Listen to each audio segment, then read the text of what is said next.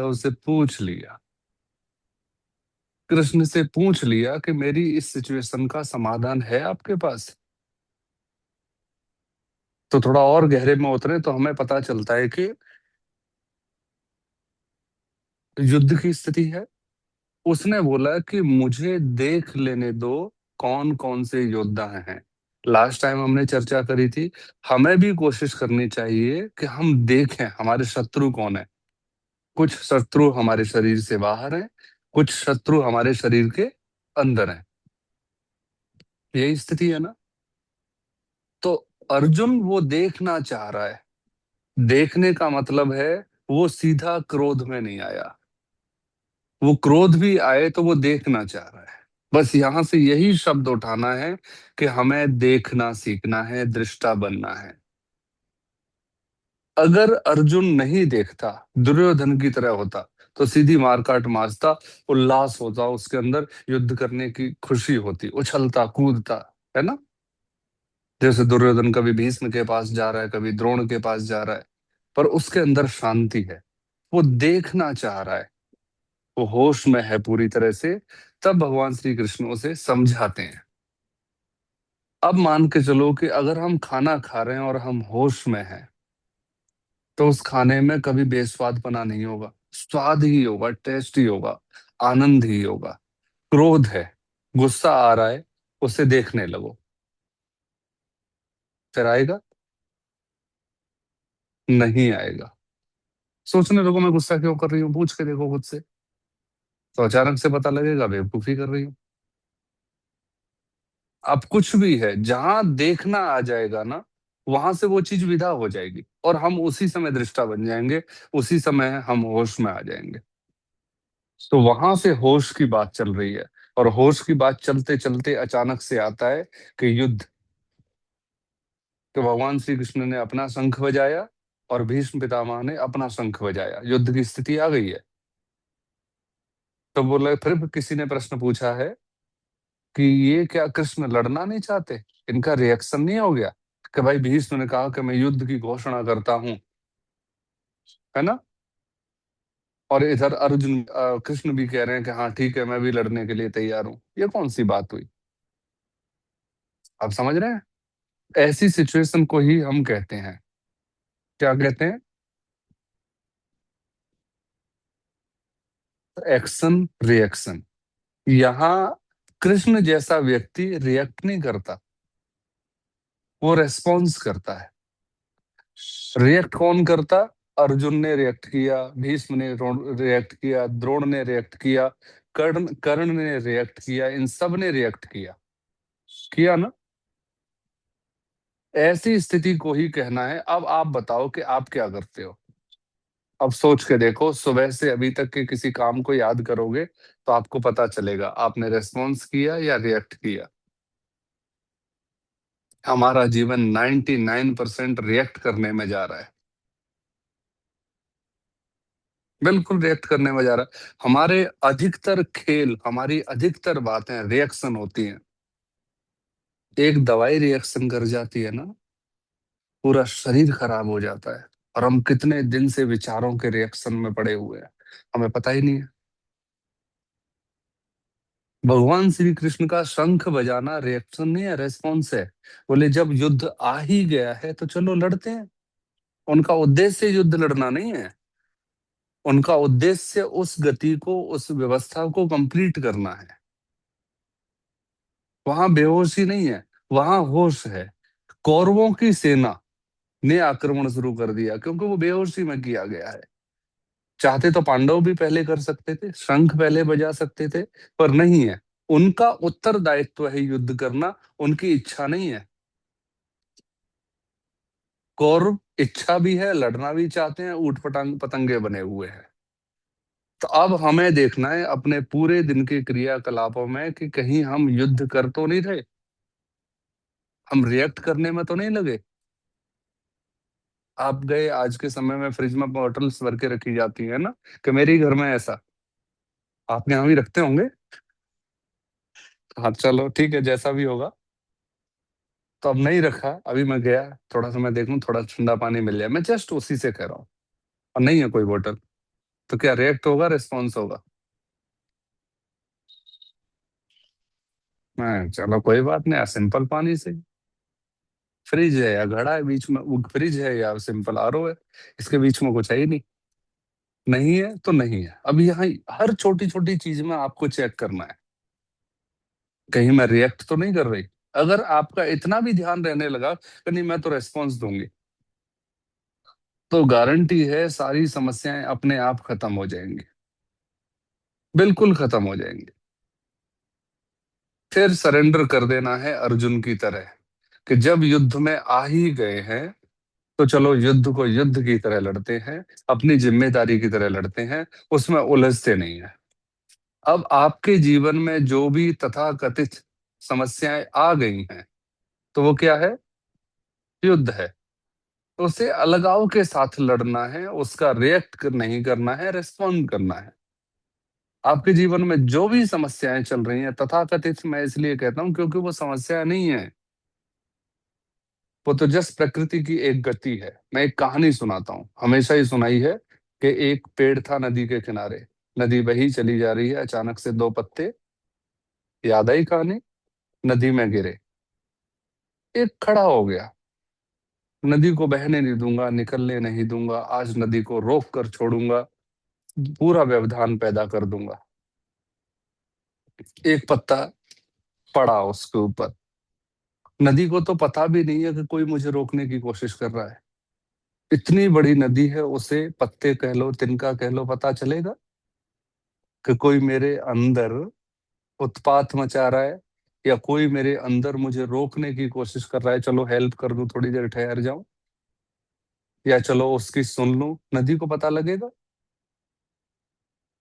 और एक पत्ता कह रहा है कि आज मैं इस नदी को इसके गंतव्य तक पहुंचा दूंगा, मिला दूंगा इसे आज इसके समुद्र से।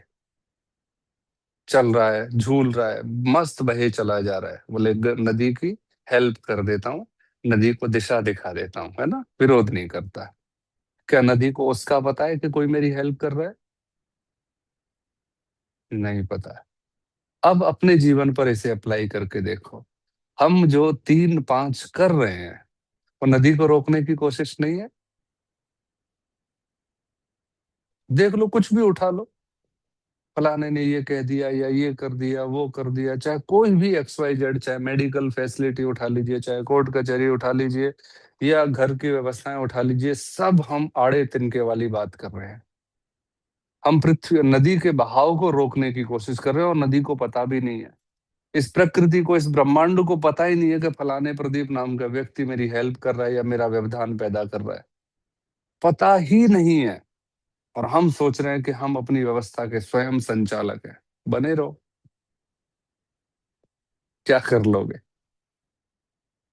तो अब यहाँ है, अब सोच के देखो कि जब हम ब्रह्म की इच्छा को स्वीकार नहीं करेंगे, तो हम रिएक्ट करेंगे, रिएक्ट करेंगे तो हमेशा दुख पैदा होगा। आप मान के चलो कि आप जो चाहते हो वो कभी होगा ही नहीं, तो दुख होगा ना। इसलिए संसार 99% दुखों से भरा हुआ है। और जब हम ब्रह्म की इच्छा को स्वीकार कर लेते हैं, फिर जो हो रहा है वो उसका हो रहा है, फिर कोई व्यवधान नहीं है। अगर हम इस नदी में बहना चूज कर लेते हैं, तो कोई भी दुख नहीं है। नदी तो अपने किनारे पहुंचेगी ही पहुंचेगी, साथ में। परंतु अगर आड़े तिरछे की तरह हम इस प्रकृति को रोकने की कोशिश करने लगे, तो हो जाएगा। अब यहाँ मैडम क्यूरी वाली बात याद करनी है, आर्किमिडीज वाली बात याद करनी है, जो मैं पहले सुना चुका हूँ। क्या सुनाया था? मैडम क्यूरी, जिसको नोबेल पुरस्कार मिला था, थक गई, एक कोई सॉल्यूशन निकालने में थक चुकी है, 3 4 साल बीत गए, एक दिन उसने क्वेश्चन देखा कि अब मेरे से भगवान नहीं सॉल्व हो रहा, या जो भी जिसको बोला, पेन कॉपी रखा और सो गई। सुबह जब वो उठी, तो पूरा था फॉर्मूला। उसने कहा कि ऐसा नहीं हो सकता कि कोई नौकर सॉल्व कर गया हो, ऐसा हो सकता है?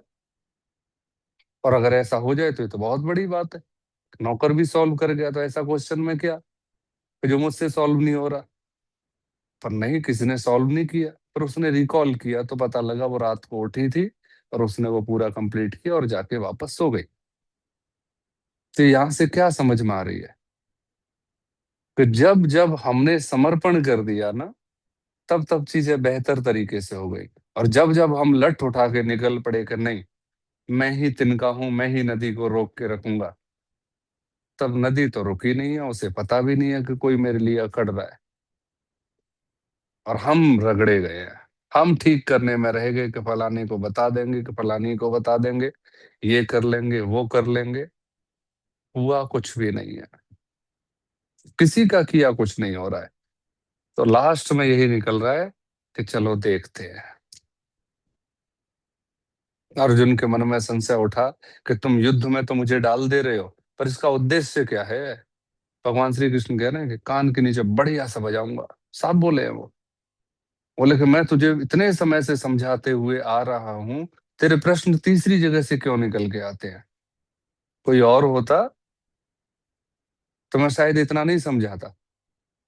सेम यहाँ भी यही है कि इतनी लंबी यात्रा के बाद, जितने भी दिन हुए हैं उतनी यात्रा के बाद, हमें प्रकृति पर भरोसा करना आया या नहीं आया, ऐसे करके बताओ।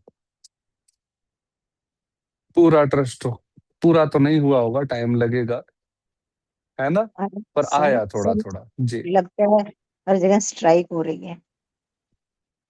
जैसे हम कुछ कर ही नहीं रहे, सब हो रहा है। हाँ, हमारी प्लानिंग सारी रखी की रखी रह जा रही है। सब रखी रह रह जा, जाती। है ना। बिल्कुल। तो अब प्लानिंग करनी ही छोड़ दी, मैंने तो छोड़ दी। सच में छोड़ दिए कब? सर, कुछ सोचते ही हम्म, नहीं। जरूरत ही लगता है नहीं है हमारे, सोचने की। तभी तो दिमाग खाली हो रहा है। हाँ जी, बिल्कुल। और बिल्कुल भूलने वाली चीजें, ये सारी चीजें घटेंगी, बिल्कुल घटेंगी, है ना। हम्म। अब यहाँ ध्यान से समझना है कि ये जितनी भी सारी लड़ाइयां हैं, अब यहाँ ध्यान से एक मुद्दा उठ रहा है, भगवत गीता का ही है। अब आप सोच कर देखो, अगर हमने बालों को संवारा है तो उसका उद्देश्य क्या है। हमने जो वस्त्र पहने हैं, हमने जो गाड़ी खरीदी है, हमने जो मकान बनाया है, इसका उद्देश्य क्या है। सब कुछ है ममत्व, सब कुछ है दुश्मनत्व। या तो हमने किसी को जवाब देने के लिए बनाया है, या अपने अहंकार को पूर्ति करने के लिए। मान लीजिए आपने बहुत बढ़िया कुछ एकड़ जगह ली, खरीदी, बढ़िया बंगला बनाया, किसके लिए बनाया। हम हमेशा इतनी बड़ी कारीगरी कारस्तानी अपनों के लिए करते हैं ना। किसके लिए करते हैं, अपनों के लिए। आपने बहुत शानदार बंगला बनाया, 10 20 50 आपके घर वाले हैं और वो उसमें नहीं है। आप रियलाइज करके देखो कैसा लगेगा वो इतना बड़ा घर। मुझे लग रहा है कि झोपड़ी से ज्यादा दुख देने वाला हो जाएगा। आप सोचो कि आपने जो वस्त्र पहने हैं, तैयारी की है, प्रेस की है, डिसाइड करने में 2 दिन लिए हैं, और कोई नहीं देखने वाला, आप उन वस्त्रों को धारण करोगे। आपको याद है आप घर में कैसी कैसी ड्रेसेस पहनते हैं। कोई आ जाए तो दूसरे कमरे तक दौड़ जाते हैं, अरे बदलो रे, कोई आ गए घर में गेस्ट। हमें देखता हूँ मेरे घर वाले दुखी हो जाते हैं, दिन और शाम एक ही में निकाल देता है। ये सच्चाई है। हमारी सारी जर्नी सिर्फ दिखावे से शुरू है, दिखावे पर ही खत्म है। और सिर्फ दिखावा अपने लिए तो है ही है, हम दुश्मनों को दिखावे में भी शामिल करते हैं। और हम इतने ज्यादा चीजों से जुड़े हुए हैं कि आज अगर मेरा दुश्मन खत्म हो जाए ना, मैं आधा खत्म हो जाऊंगा। बेटा नहीं रहे, बेटी नहीं रहे तो माँ खत्म है। हमारे जितने भी व्यापार हैं दूसरे पर डिपेंड हैं। माँ नहीं रहे तो बेटा भी खत्म है। अब वो माँ बेटे वाला या माँ बेटी वाला रिश्ता जीरो, किसी एक के चले जाने से, भाई के चले जाने से, बहन का, भाई का, दोनों रिश्ते खत्म। यहाँ जो कुछ भी है साइड साइड में डिपेंड है। अगर मेरा कोई दुश्मन है, मर गया, तब मैं किसे दिखाऊंगा ये बना के, किसे दिखाऊंगा बड़ी गाड़ी, किसे दिखाऊंगा मैं पैसा कमा के। किसके लिए कमाते हो। हमेशा दूसरों के लिए। यहाँ जीवन में जो कुछ भी हो रहा है वो सब बाहर को बह रहा है। और अगर आप गहराई से सोचोगे ना, तो आपको पता चलेगा कि बाहर वाला कोई आपको भाव नहीं दे रहा। किसी पर कोई असर नहीं है। किसी पर कोई असर नहीं, किसी को कोई जरूरत नहीं हमारी। अब यहाँ सोच कर देखो फिर मैं क्यों औड़ी बौड़ी हो रही हूँ, क्यों इतनी टेंशन ले रही हूँ, क्यों इतने पंख फड़फड़ा रही हूँ या फड़फड़ा रहा हूँ। कर लो कितने ही मकान दुकान इकट्ठे, उसमें वहां रहने वाला नहीं है, उसमें वहां रहने वाला नहीं है, लास्ट में घूम फिर के तुम अकेले ही हो। तो जब ये रियलाइज हो जाता है कि आप अकेले हो, आप सिर्फ साधन मात्र हो, तो आपकी भागदौड़ अपने आप रुक जाएगी। तो एक बार खुद विचार करके देखो कि मैं जो भी कर रही हूँ, हरनीत जी आप जो भी कर रहे हो, पिंकी जी आप जो भी कर रहे हो, राज जी आप जो भी कर रहे हो, संतोष जी, उषा जी, मुस्कान, उसका कारण क्या है? अपने लिए क्या कर रहे हो आप? सोचना पड़ेगा। ये प्रैक्टिकल है इस सेशन का। सब कुछ तो दूसरों के लिए कर रहे हैं। सब कुछ जैसे ही कपड़े पहनते हैं, हमें पता ही नहीं होता हमने अपने लिए पहने हैं। मैं कैसी लगूंगी, किसको लगोगे? सोचो, प्रश्न आ गया ना। मेरे पास इतना पैसा होना चाहिए, किस लिए होना चाहिए? फिर प्रश्न आएगा घर मकान दुकान गाड़ी घोड़ा सब एक फ्यूचर के लिए, भविष्य के लिए जो है ही नहीं। आप हर काम हमारा रिएक्शन ही है। तो बस मैं रिक्वेस्ट करना चाहूंगा कि जहां हो वहां थम जाओ, रुक जाओ। डरो मत, डरो बिल्कुल भी नहीं। प्रकृति ने कोयले में हीरे छिपा रखे हैं। ये मैं आपके मन को खुश करने के लिए बोल रहा हूँ, नहीं तो आपको खुद समझना है। तो अगर उसने आपके लिए व्यवस्था पहले से ही कर रखी है, हाँ, आप उस व्यवस्था को बिगाड़ जरूर सकते हो, वैसी बना नहीं सकते। है ना? हम हमेशा उसकी व्यवस्था को, उसने हमें विवेक दिया, हम मन पर चलते हैं, हम अहंकार पर चलते हैं। दिया उसने विवेक, यूज करते हैं।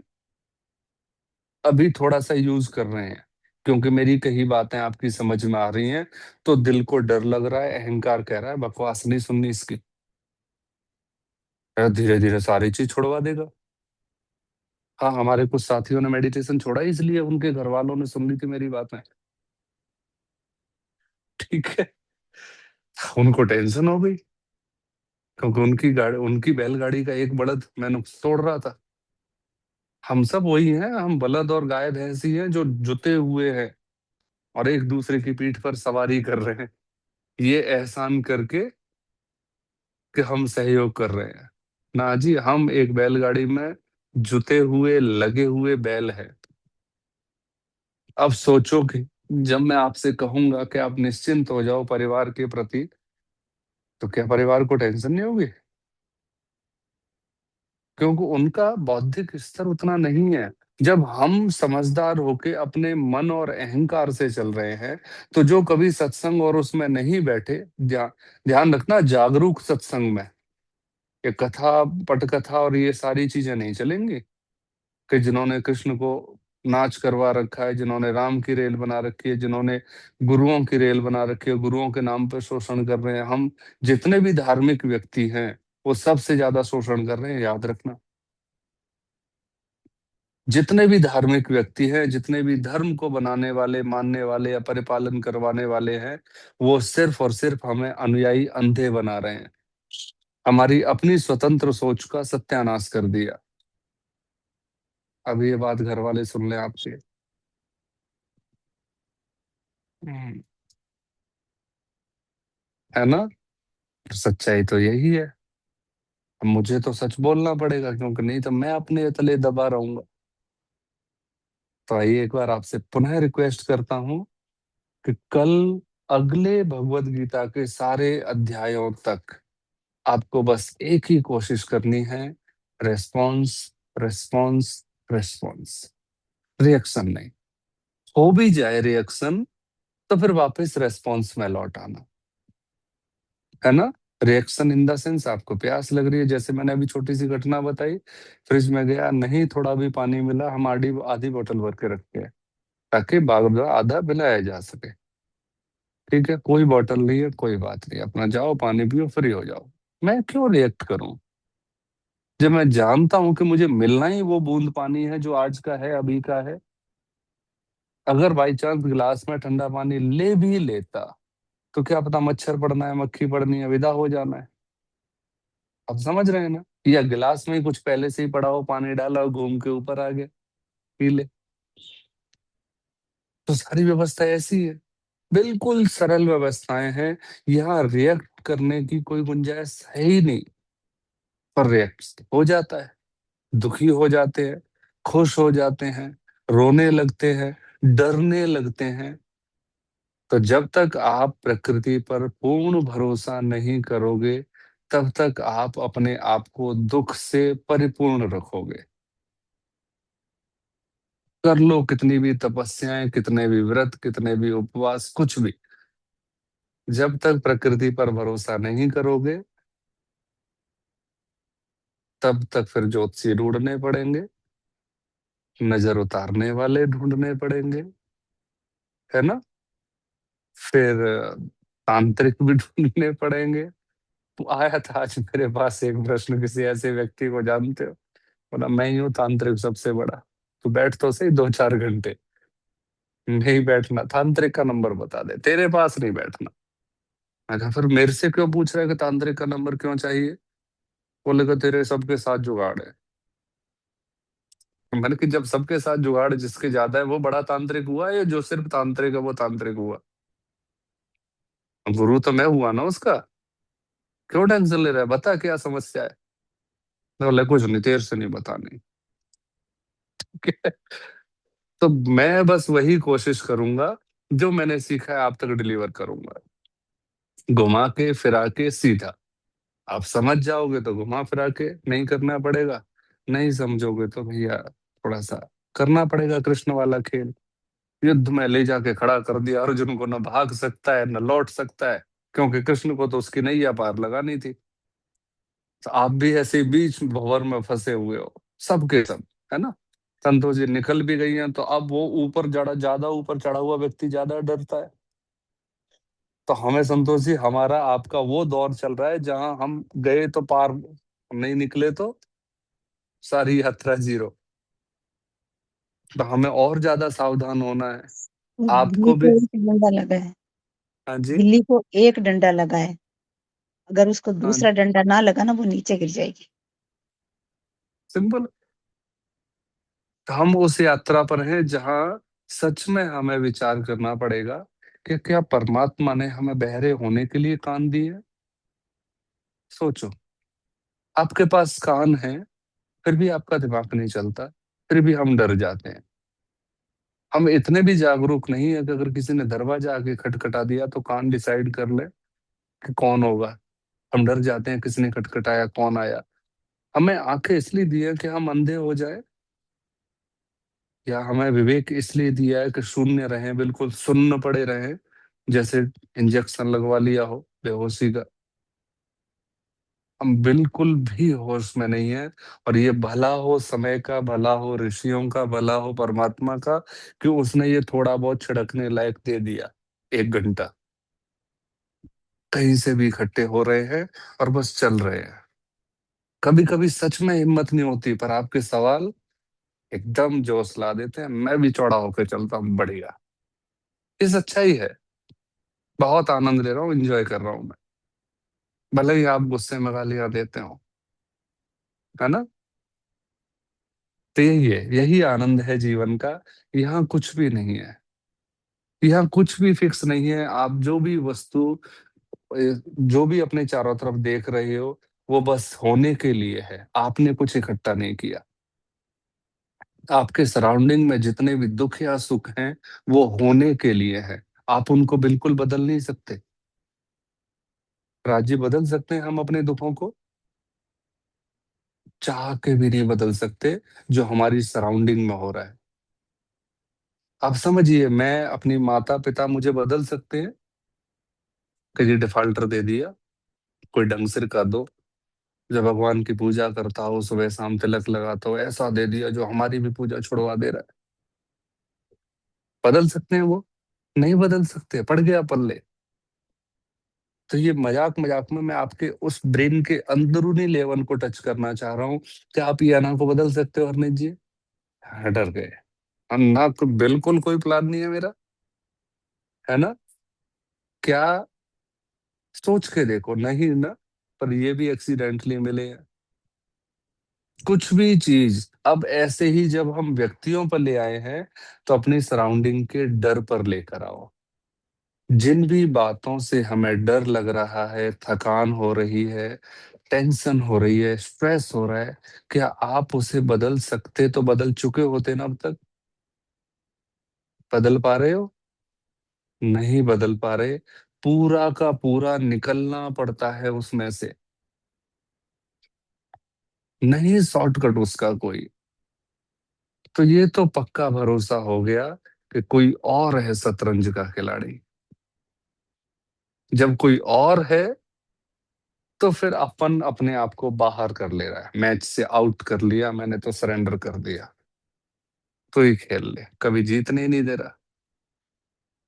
और ये सच्चाई है कि अगर हमने ब्रह्म की, प्रकृति की इच्छा को अपनी इच्छा बना लिया, तो हमेशा एंजॉय करने वाले हैं। उसने दुख दे दिया, कह दिया कि शुगर ज्यादा हो गई है, अंगूठा काटना पड़ेगा, है ना?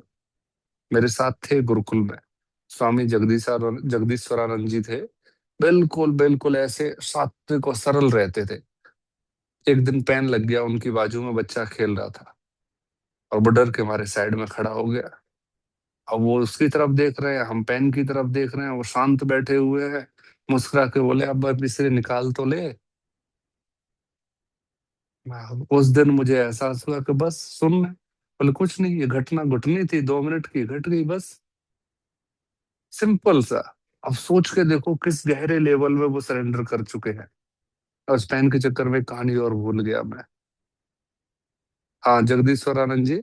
तो एक बार उनकी यही था, उनके ना शुगर हो गई थी, तो लेके गया, मुझे आज भी याद है, उस समय साइकिल थी, साइकिल पे बिठा के लेके गया डॉक्टर के पास। क्या बोले, ये आपका अंगूठा काटना पड़ेगा। उन्होंने सट से पैर आगे कर दिया, बोले करके खत्म, दूर करो। वो कह रहे थे समझाना पड़ेगा आदमी को। वो कह रहे हैं समझाना क्या है, जो घटना है घटाओ। नहीं कटेगा तो आपको कोई विचार याद आ जाएगा, आप हो सकता है दवाई दे दो कि चलो एक बार दवाई ट्राई कर लेते हैं। और कटेगा तो फिर आपके विचार आएगा ही नहीं, आप परसों काटो आज काटो, एक ही बात है। उन्होंने पैर आगे कर दिया, मुझे अभी भी याद आ रहा है, उसकी टेबल पे ऐसे रख दिया था जैसे किसी चीज को उठा के रख देते हैं, ले काट ले। उन्होंने इतना सरेंडर कर दिया कि जो आ रहा है ना, उसको और जल्दी बुला ले रहे थे, तो आज कोई विरोध नहीं, कोई भी विरोध नहीं। उनकी जैसे सैलरी थी 2200 2300 रुपए, 2000 सन 2004-5 की बात है, तनख्वाह मिली है। बच्चे आ गए, बोले गुरुजी हमारे पास घी नहीं है, पैसे हाथ में है। बोले कितने का आएगा? बोले 150 रुपए किलो या 200, लेते जाओ। खत्म, पता ही नहीं है पैसे कहाँ गए। देखा है मैंने उनको इकट्ठे होते हुए और बहते हुए।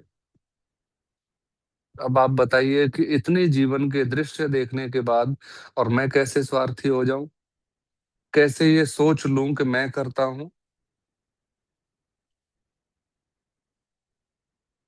मेरा गांव मेरे गुरुकुल से 450 किलोमीटर दूर है। बस भटकते हुए कोई सन्यासी पहुंच गया, मेरे दादाजी को शौक सन्यासियों की सेवा करने की। मैं भी सन्यासियों के बड़े पैर छूता था, थोड़ा सा चंद रेवड़ी मिल जाते थे ना, मीठा प्रसाद रखते हैं सन्यासी जेब में।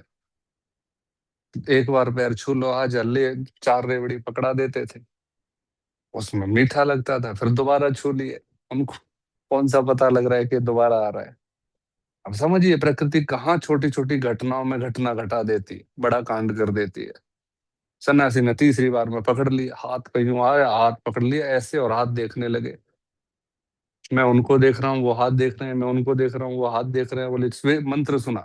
मैंने गायत्री मंत्र सुना दिया। उन्होंने मेरे हाथ में किताब रख दी। किताब में संस्कृत की थी। बचपन से दादाजी मुझे हिंदी पढ़ना बहुत ज्यादा सिखाया उन्होंने, तो संस्कृत का पढ़ गया, पता ही नहीं चला।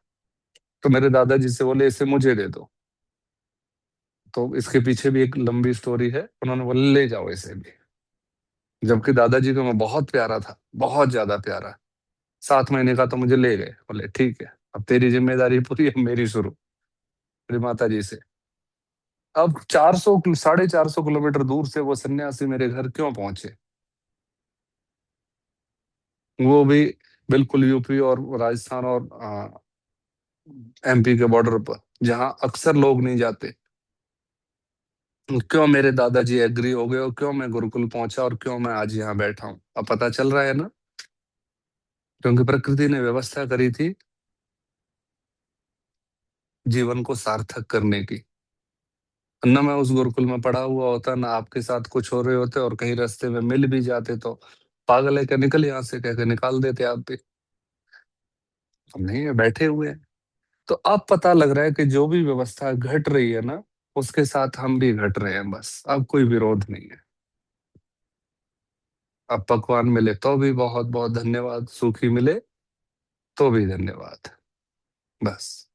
अब अगर उसने कोई जीवन में डॉक्टर का, कोर्ट कचहरी का, या खान पान का कोई डाल ही दिया पंगा, तो भी इंजॉय करेंगे, देखेंगे, घटना देखना। ठीक है ना? बस वैसे ही देखना जैसे अभी हम मुझे सुन रहे हो, है ना? बेरंग होके, बेमन होके। ठीक है। तो आज इतना ही रखते हैं, आइए त्राटक की ओर चलते हैं।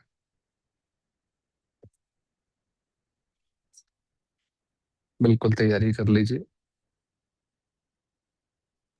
You say that when we are spiritually doing something, people in the house, they are angry. They don't like it, right? So, but in my house, my husband is very happy. He says it's on क्यों? the good that you are going. क्यों? So earlier when क्यों? I was not doing, तो we were आपके there. पास हाँ, तो ये आपका सौभाग्य है। मैं तो ऐसे, मेरे जैसे भी तो कोई ऐसे होंगे जिनके पास है कोई ना कोई ऐसा।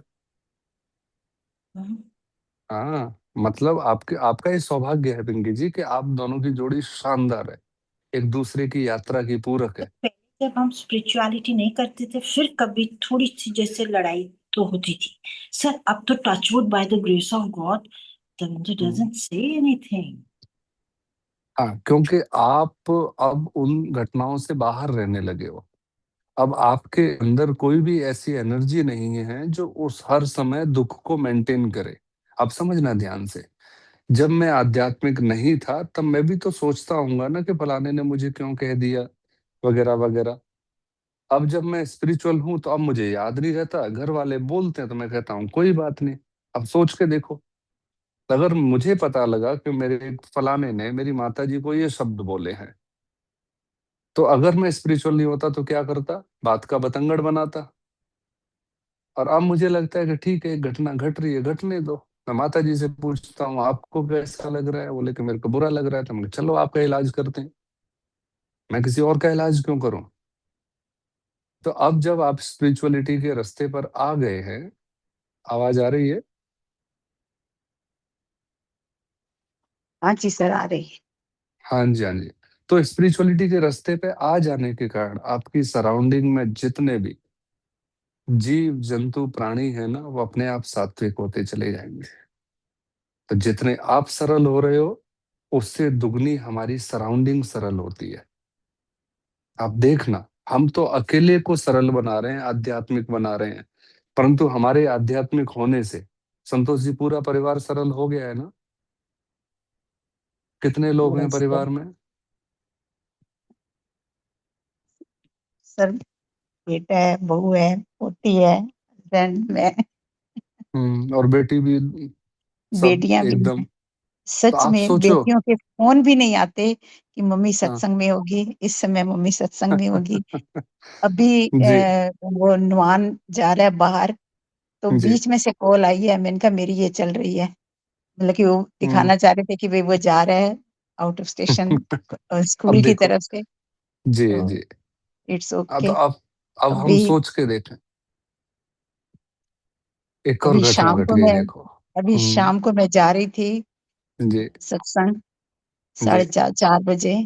तो जी सुंदर विहार से GS9 का गेट आमने सामने है। जी गाड़ी बड़ी स्लो चला रही थी जी क्योंकि पार करना था। जी 3 जी बच्चे स्कूटर पर जी इतनी जी फास्ट ड्राइविंग करके आ रहे थे, कुछ कहने की हद नहीं। जी एकदम मारा पीछे वाले दरवाजे पर, और जी मतलब कि मेरी गाड़ी इतनी स्लो थी कि वहां मार के, और वो जी। आगे से जाकर आगे जाके गिरे हैं कृष्णा कृष्ण। तीनों। जी। तो मैंने गाड़ी नहीं देखी, मैंने कहा लग गई जो, पता नहीं, मेरे को नहीं पता लगी है क्या हुआ है। जी। तो मैंने गाड़ी रोकी, मैंने कहा भाई बच्चे ठीक है ना? तो वो चल रहे थे हम्म तीनों ही। तो मैंने कहा ठीक है। हम्म मेरे को वो चौकीदार वगैरह कहने लगे कि आप जाओ, मैंने कहा नहीं। हम्म तो फिर देखा कि भाई ठीक है। तो मैंने उस बच्चे को कहा, मैंने कहा बच्चे, मेरी गाड़ी कितनी स्लो थी और अब कैसे, हम्म अब आपको चोट लग गई है? कहते हैं हम्म। मैं थोड़ी ना चला रहा था, भाई चलाने वाला तो कोई और था, वो बीच में बैठा हुआ था। पर तो जाने अनजाने लेकिन में तो। देख रहे थे कि भाई ठीक है, इट्स ओके, लेकिन मन में कोई वो नहीं, मन बड़ा स्थिर था। हम्म। हमारे सराउंडिंग में घटनाएं घटेंगी, मन डिसीजन भी लेगा, मन अच्छे बुरे में भी पड़ेगा, पर हमारा हृदय बिल्कुल शांत रहेगा। ठीक है। मन कैलकुलेट करेगा कि आज 100 रुपए का नुकसान हो गया, पर अगर हृदय स्थिर है तो मन को उसका काम करने देना। वो दिया ही इसलिए है, आपकी हेल्प के लिए। ठीक है ना, तो आपके आप दुनियादारी में इस शरीर को जिला सको, परंतु साथ में हमें आत्मा भी दी है ना, ताकि आप स्थिर भी रहो। अब घटनाएं घटी, अब इनका देवता जा रहा है ना बाहर। ठीक है। अब संयोग बना कि हम यहाँ आध्यात्म में हैं, और ये संतोष जी बिल्कुल शांति से अपने इस क्रियाकलाप को कंप्लीट कर रही हैं। तो दो चीजें निकल के आती हैं, ध्यान से समझना, बात आ गई है इसलिए बोलनी जरूरी है कि दो ही तरह के व्यक्ति शांत रह सकते हैं।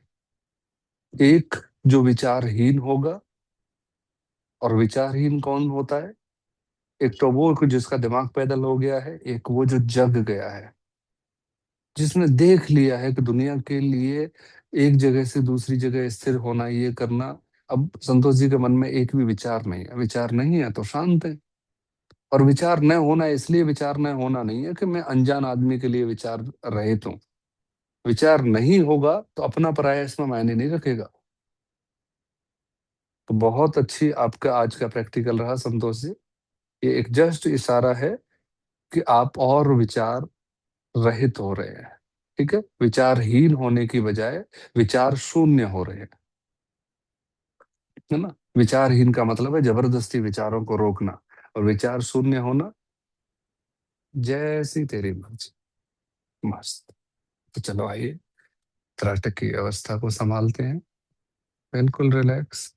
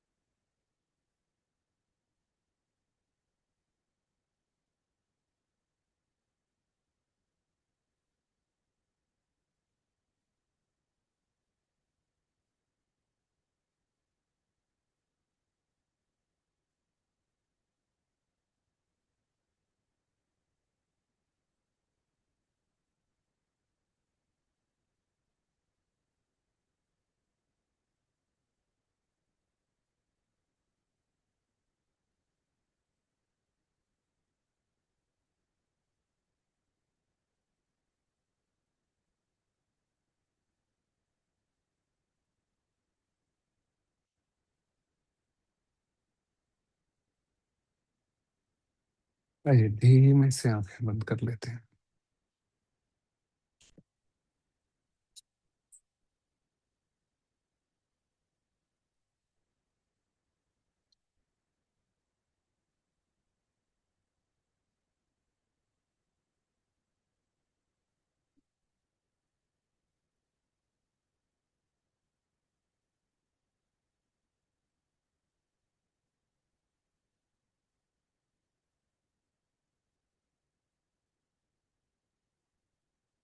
रिलैक्स, बिल्कुल। चेहरे पर मुस्कुराहट और धीमे से दोनों आंखों की मालिश करेंगे।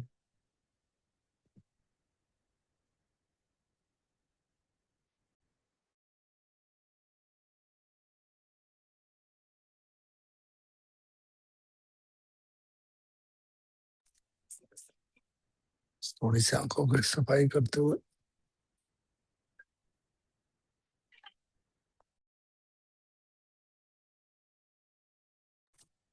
हाँ जी।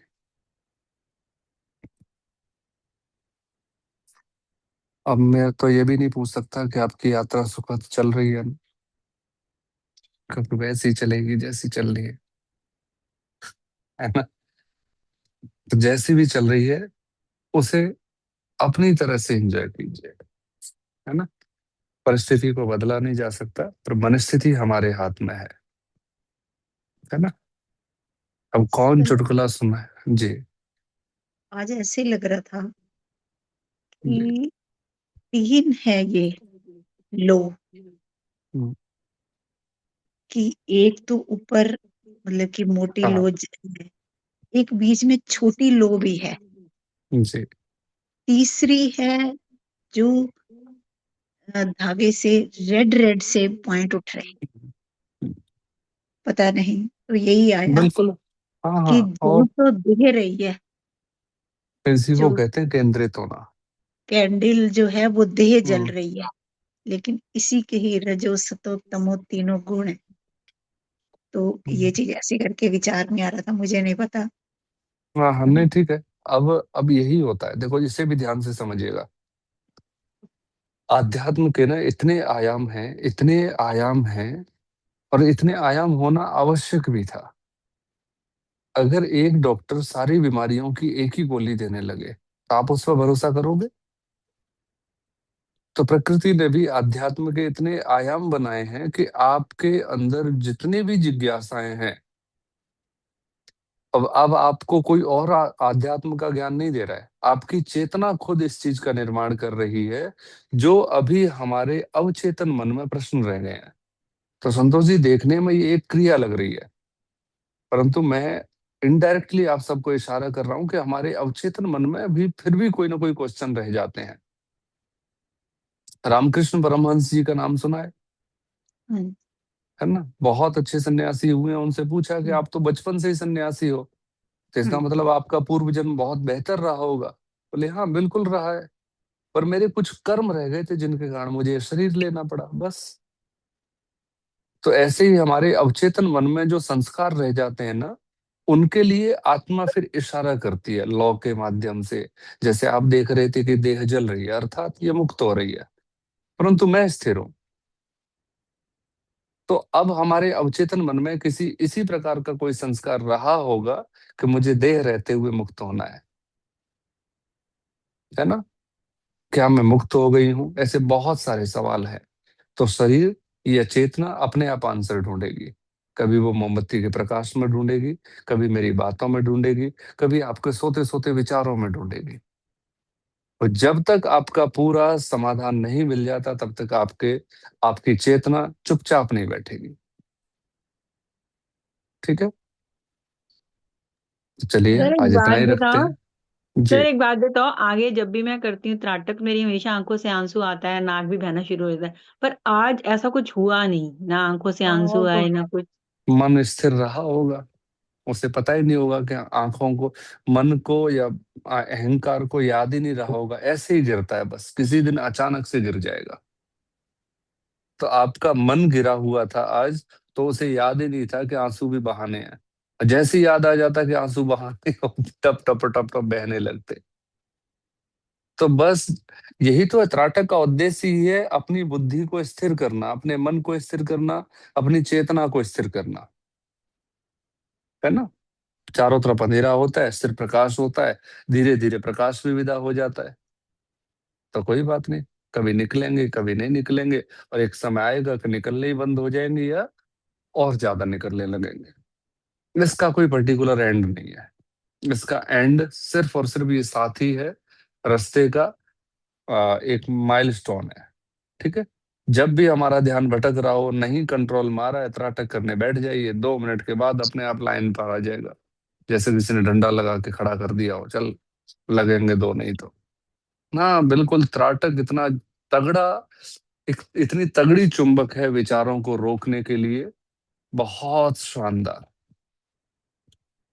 है ना। शरीर भी स्थिर हो जाएगा, बॉडी भी हील करने लगेगी, और शरीर में किसी प्रकार के नेगेटिव सेल डेवलप हो गए हैं ना, सेल्स, वो भी विदा हो जाएंगे, सिर्फ प्योरिटी बचेगी, सिर्फ प्योरिटी। चलो, थैंक यू जी सभी को, आज इतना ही रखते हैं। आप सभी को बहुत सारी शुभकामनाएं, सभी को सादर नमस्कार। Thank you ji, Thank you, sir. Thank you, sir. Welcome ji, thank you ji.